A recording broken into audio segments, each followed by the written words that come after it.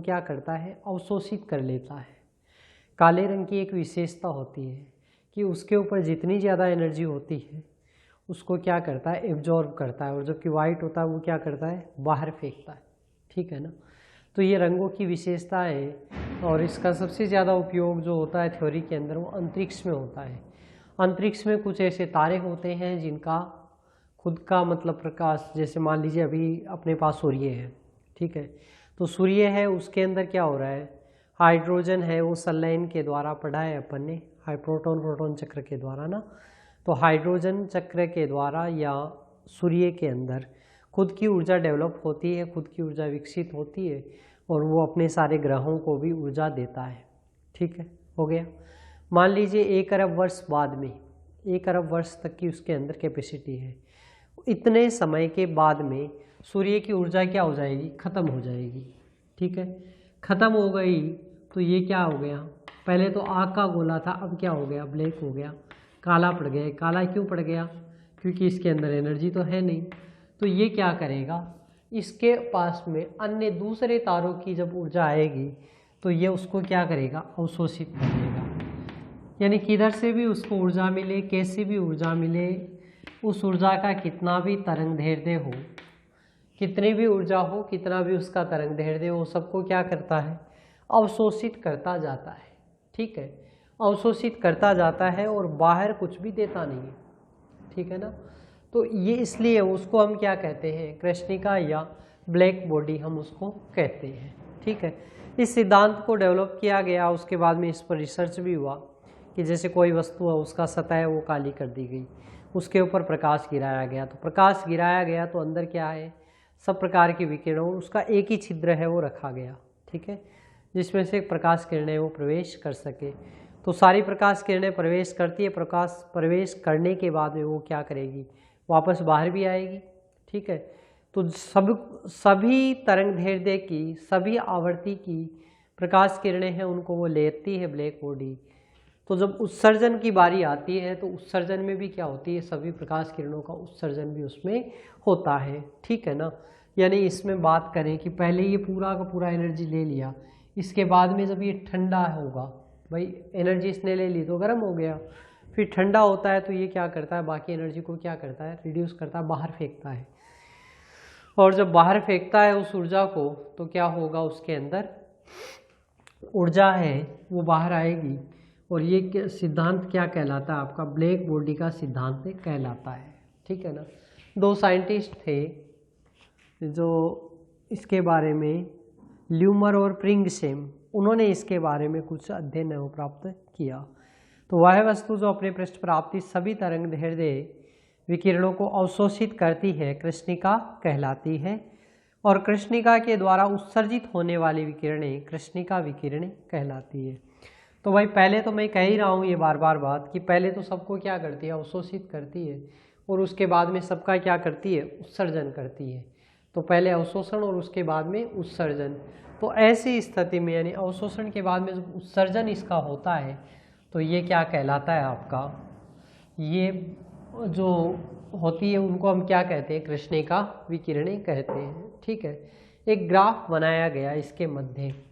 तो ग्राफ किस प्रकार से प्राप्त होता है वो हम देखते हैं। किस किस के मध्य ये ग्राफ बनाया गया, ई लेमडा यानी ऊर्जा और तरंग दैर्ध्य के मध्य एक ग्राफ है वो प्राप्त किया गया। किस प्रकार का ग्राफ है वो प्राप्त हुआ।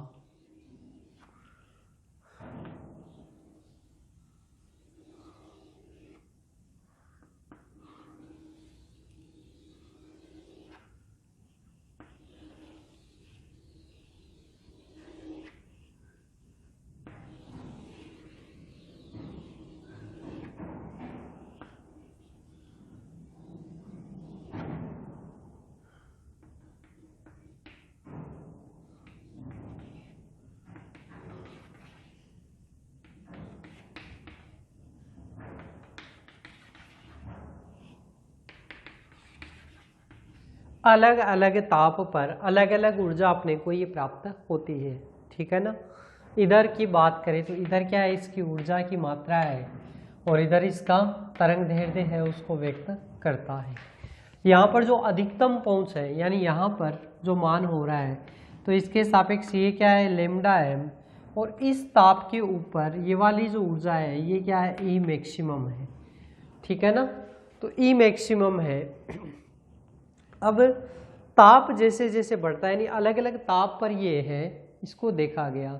जैसे मान लीजिए मैं कहूँ कि ये कितना है T बराबर 20 केल्विन पर देखा गया, ये T बराबर 50 पर देखा गया, ये T बराबर 100 पर देखा गया, और ये T बराबर 150 पर देखा गया।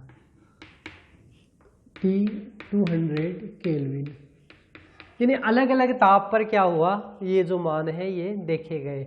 अब इसमें अपने को स्पष्ट दिख रहा है कि पहली बार जब इसमें 20 केल्विन ताप कम है तो इस पर लेमडा एम का मान क्या आ रहा है, अधिक आ रहा है, ठीक है। जैसे ही ताप बढ़ा तो लेमडा एम किधर खिसक गया, कम हो गया, है ना भाई। इधर ज़्यादा है तो इधर मान क्या हो गया, इधर 0 है तो इसके सापेक्ष ये क्या हो गया, मान है वो खिसक गया, यानी इधर कम होता है। तो जैसे जैसे ताप बढ़ता जाता है लेमडा एम के मान में क्या हो जाती है, कमी होती जाती है, ठीक है। और एक बात हम इसमें और देख रहे हैं कि जैसे जैसे एक निश्चित ताप पर, क्योंकि जैसे ये वाला कार्य है तो ये किस पर है 20 केल्विन एक ही ताप पर ऑब्जर्व किया गया है, ये 50 केल्विन एक ताप पर ही है, तो सब अलग अलग तापों पर ये ऑब्जर्वेशन किया जाता है। तो यहाँ पर देख रहे हैं कि इस ताप के ऊपर जब ऑब्जर्वेशन किया गया तो इस निश्चित ताप के ऊपर ये वाला मान पहले क्या होता है, बढ़ता है, यानी लेमडा एम बढ़ने के साथ में ऊर्जा भी क्या होती है, बढ़ती जाती है। एक अनिश्चित मान के बाद में यानी लेमडा एम के बाद में क्या होती है, फिर से इसमें कमी आती है, ठीक है ना। और ऐसा एक वक्र में नहीं देखा गया, सभी के अंदर ऐसा ही देखा गया, यानी सभी में अपन देख रहे हैं पहले क्या हो रही है, वृद्धि हो रही है, और उसके बाद में क्या हो रही है, इसमें कमी हो रही है, ठीक है ना। तो इस प्रकार से इसके अंदर सब में प्रेक्षित किया गया कि ये ई लेमडा और लेमडा का मान है वो हो गया, ठीक है।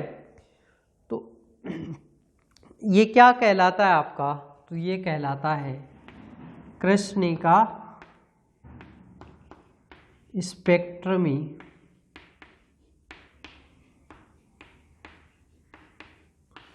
वितरण वक्र।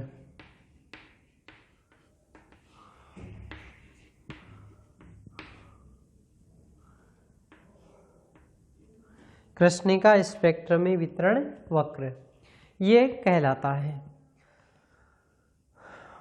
किस किस के मध्य खींचा जाता है, कृष्णिका विकिरणों की उत्सर्जन क्षमता और स्पेक्ट्रम की तरंग दैर्ध्य के मध्य जो वक्र खींचा जाता है वो क्या कहलाता है, स्पेक्ट्रमी वितरण वक्र कहलाता है। इसकी व्याख्या अगर हम करें तो यहाँ पर कृष्णिका स्पेक्ट्रमी वितरण वक्र की अगर व्याख्या हम करें तो ई लेमडा और लेमडा के मध्य ये वक्र है, ये खींचा जाता है, ठीक है। परिणाम क्या है, कृष्णिका से विकिरणों का उत्सर्जन है वो सतत होता है, यानी यहाँ पर जो भी विकिरणें अपने को प्राप्त होती है सतत है, कहीं भी ब्रेकडाउन इसके अंदर नहीं है, यानी उत्सर्जन हो गया शुरू तो बाद में अंतिम तक अपने को मान है वो मिलता है, ठीक है। दूसरा पॉइंट हम कह सकते हैं किसी नियत ताप पर स्पेक्ट्रम में ऊर्जा वितरण एक समान नहीं होता, बिल्कुल ठीक है। नियत ताप 20 रखा या ताप 100 केल्विन रखा तो एक समान नहीं है, ये जो उत्सर्जन है ये क्या हो रहा है, सतत परिवर्तित हो रहा है।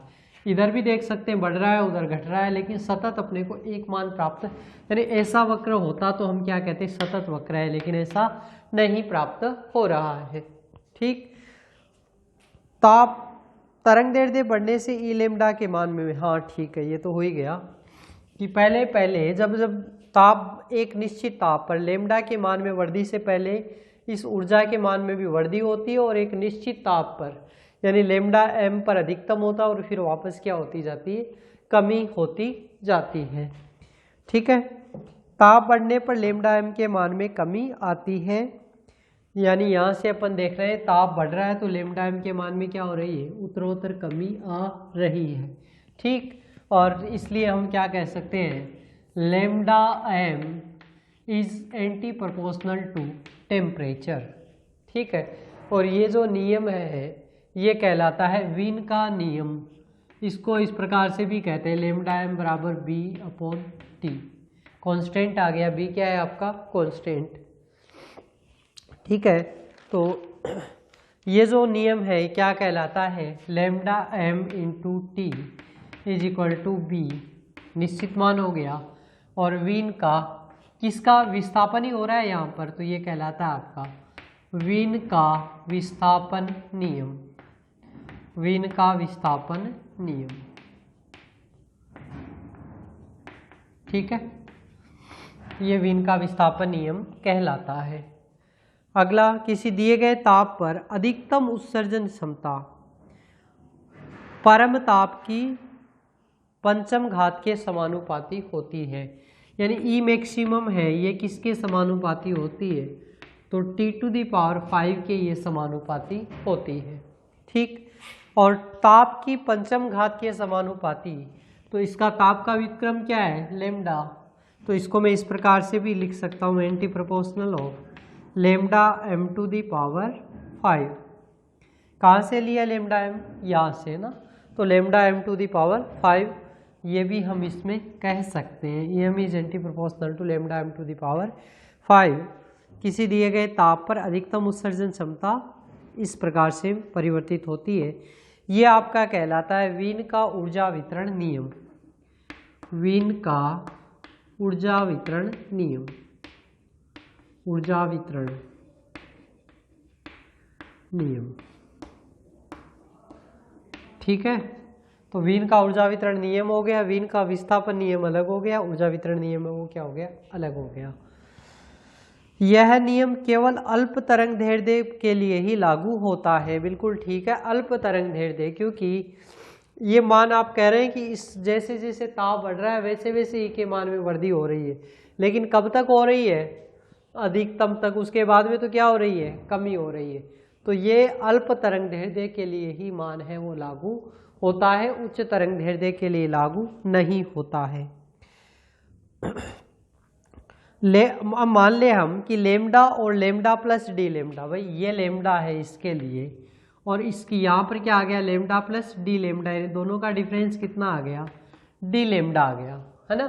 तो डी लैम्डा तरंग दैर्ध्य परास वाली तरंग दैर्ध्य के लिए रेले जीन्स ने एक नियम प्रतिपादित किया, और वो नियम किसके लिए, उस नियम के अनुसार अपन क्या कहते हैं, ई लैम्डा, जैसे ये EM का मान है वैसे ही उसका जो मान रहेगा E lambda D lambda is equal to 8 pi KT upon lambda m⁴ into D lambda, E lambda D lambda बराबर 8 pi KT upon lambda m⁴ D lambda. इस प्रकार से ये मान अपने को मिलता है। ठीक है, और ये नियम किसके लिए लागू होता है, जैसे मैंने कहा कि ये अल्प तरंग दैर्ध्य के लिए लागू होता है, ये किसके लिए लागू होता है, आपका उच्च तरंग दैर्ध्य के लिए लागू होता है, उच्च तरंग दैर्ध्य। तो एक लघु तरंग अल्प तरंग दैर्ध्य या लघु तरंग दैर्ध्य के लिए लागू हो गया, एक किसके लिए लागू हो गया, उच्च तरंग दैर्ध्य के लिए लागू हो गया। ठीक है, उच्च तरंग दैर्ध्य परास के लिए लागू होता है। किसी दिए गए, अगला पॉइंट अगर पढ़े हम, किसी दिए गए ताप पर वक्र व लैम्डा x के मध्य का क्षेत्रफल उस ताप पर कृष्णिका द्वारा उत्सर्जित विकिरणों की कुल मात्रा को व्यक्त करता है। विकिरणों की ये मात्रा परम ताप की चतुर्थ घात के समानुपाती होती है। क्या कहना चाह रहा है, वो कहना चाह रहा है कि एक निश्चित ताप पर, देखो ये वाला ताप है, तो ये जो क्षेत्रफल है इसका, कौन सा, ये इतना क्षेत्रफल जो है किस किस के मध्य है, तो लैम्डा एक्सिस और ऊपर वाला इस वक्र के मध्य का जो क्षेत्रफल है ये किसके समानुपाती होता है, तो ये जो ताप है उसकी पंचम घात, चतुर्थ घात, EM, E is proportional to T⁴, इसके समानुपाती होता है।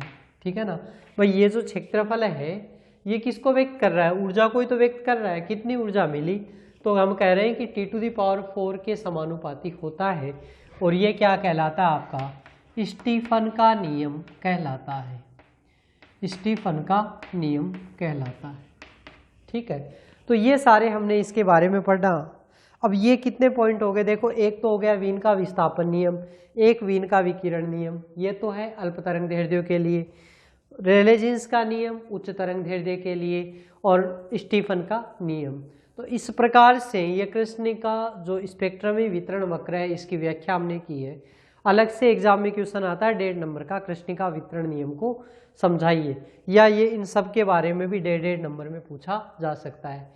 तो इतना आप करेंगे, बाकी हम पढ़ेंगे नेक्स्ट क्लास में।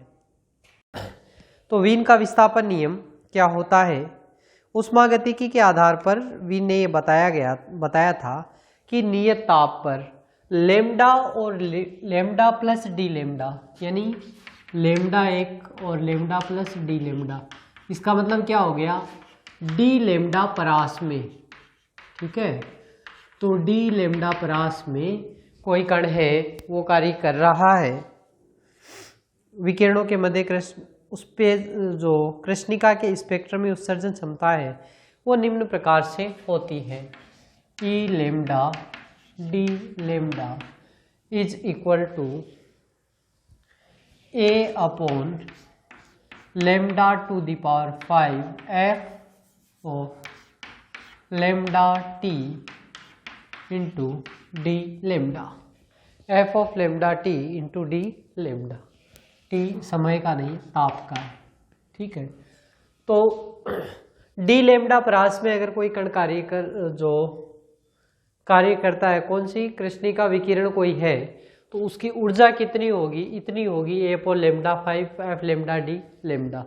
इस क्षेत्र के अंदर कार्य करने वाली ऊर्जा को इस प्रकार से हम व्यक्त कर सकते हैं। यहाँ एफ लेमडा टी है, ये किस किस का है, तो हम देख रहे हैं लेमडा तरंग दैर्ध्य है और टी क्या है, टेम्परेचर ताप है, परम ताप है, ठीक है ना।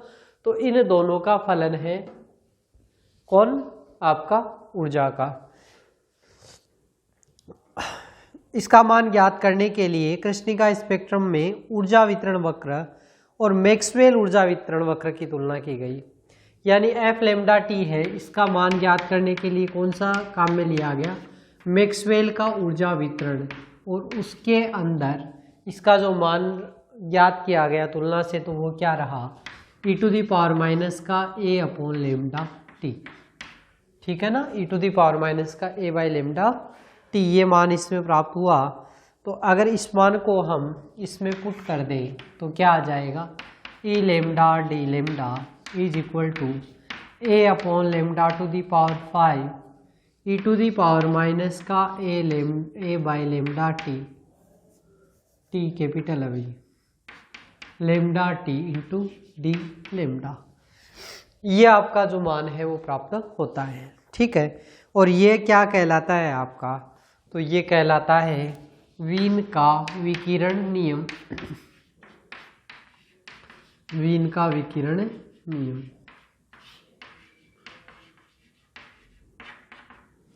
ओके। तो ये कहलाता है आपका वीन का विकिरण नियम, और लघु तरंग दैर्ध्य परास के लिए लागू होता है, और स्पेक्ट्रमी वितरण वक्र की पूर्ण व्याख्या करने में ये सफल नहीं होता है। केवल किसके लिए होता है ये, अल्प तरंग दैर्ध्य परास के लिए। यानी जो कल हमने डायग्राम बनाए थे तो उसमें केवल इतनी व्याख्या करता है, क्योंकि ये क्या कहता है कि इसका मान बढ़ता जाना चाहिए आगे, लेकिन वास्तव में ऐसा नहीं होता है। तो उच्च तरंग दैर्ध्य के लिए ये लागू नहीं होता है, ठीक है। तो ये इतना कार्य करना है आपको, थोड़ी थ्योरी और ये 2-3 इक्वेशंस। 1.5 नंबर का क्वेश्चन ही आपका हो गया, वीन के विकिरण नियम को समझाइए, ओके। दूसरा रहता है रेले जीन्स का नियम। तो रेले जीन्स का नियम कल अपन ने पढ़ा था उसके लिए, और उसके अंदर क्या पढ़ा था रेले जीन्स के अनुसार, तो उसमें अपन ने कहा था कि ई लेमडा डी लेमडा होता है, E lambda D lambda is equal to 8 pi K T by lambda to the power 4, 8 pi K T by lambda to the power 4 into D lambda. ये हमने किसके लिए ज्ञात किया था, ये क्या था, रेले जीन्स। और ये किसके लिए लागू होता है, तो ये लागू होता है आपका उच्च तरंग दैर्ध्य के लिए लागू होता है, ठीक है। तो ये आप उससे बुक से भी देख लेंगे थोड़ा सा, ठीक है ना। तो अल्प तरंग दैर्ध्य के लिए ये और उच्च तरंग दैर्ध्य के लिए ये। अब एक आती है आपकी पराबैंगनी विपदा।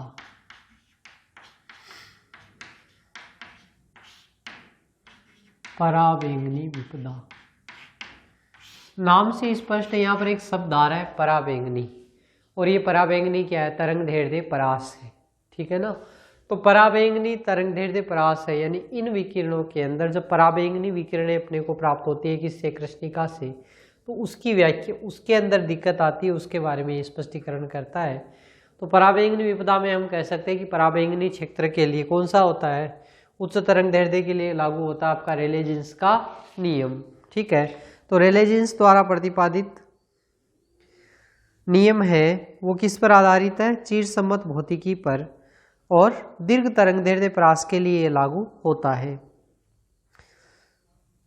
अच्छा, ये जो नियम है ये उच्च तरंग दैर्ध्य के लिए लागू होता है और लघु तरंग दैर्ध्य पर असंभव परिणाम देता है। मैं यहाँ से कह सकता हूँ E lambda is proportional to lambda to the power 4, ठीक है। अगर लेमडा का मान 0 कर दिया जाए तो इसका मान, ऊर्जा का मान क्या हो जाएगा, इन्फिनिटी हो जाएगा, ठीक है ना। अगर लेमडा 0 किया जाए तो ई का मान कितना होगा, इन्फिनिटी हो जाएगा, यानी ये क्या करता है, असंभव परिणाम देता है, ठीक है। इस वितरण के अनुसार पराबैंगनी क्षेत्र में ऊर्जा घनत्व का मान अत्यधिक प्राप्त होता है, जो कि प्रायोगिक दृष्टि से असंभव है। यानी इस क्षेत्र में मान क्या हो रहा है, इन्फिनिटी, यानी बहुत ज़्यादा प्राप्त हो रहा है, जो कि वास्तव में प्रैक्टिकली क्या है, संभव नहीं है, क्योंकि मान क्या होता है, कम प्राप्त होता है, और ये कह रहा है ज़्यादा प्राप्त होता है, ठीक है ना। तो ये जो दिक्कत है, यह कंट्रोवर्सी है, ये क्या कहलाती है, आपकी पराबैंगनी विपदा कहलाती है, ठीक है। और सरल में इसको समझे तो कोई भी एक नियम इस कृष्णिका वितरण स्पेक्ट्रम में वितरण वक्र को सही तरीके से व्याख्या नहीं कर पाया, यानी ना तो रेले जीन्स का नियम और ना ही आपका, एक तो रेले जीन्स और दूसरा कौन है, वीन, दोनों में से एक को अगर लेकर चले, दोनों को साथ में लेकर चलते हैं तो निश्चित रूप से हो रहा है, और दोनों को साथ में लेकर चलते हैं तब भी दिक्कत आती है। भाई ये कह रहा है ये बढ़ते ही जाना चाहिए, दूसरा कह रहा है ये मान कम ही होते जाना चाहिए, तो फिर ये दोनों का बीच का पॉइंट कहाँ से आएगा, इसकी व्याख्या ये नहीं करते हैं, ठीक है। तो ये क्या कहलाती है, पराबैंगनी विपदा है वो कहलाती है, ओके। तो इसको पराबैंगनी विपदा को दूर किया गया प्लांक के द्वारा। प्लांक ने एक परिकल्पना दी जिसको हम कहते हैं प्लांक की क्वांटम परिकल्पना।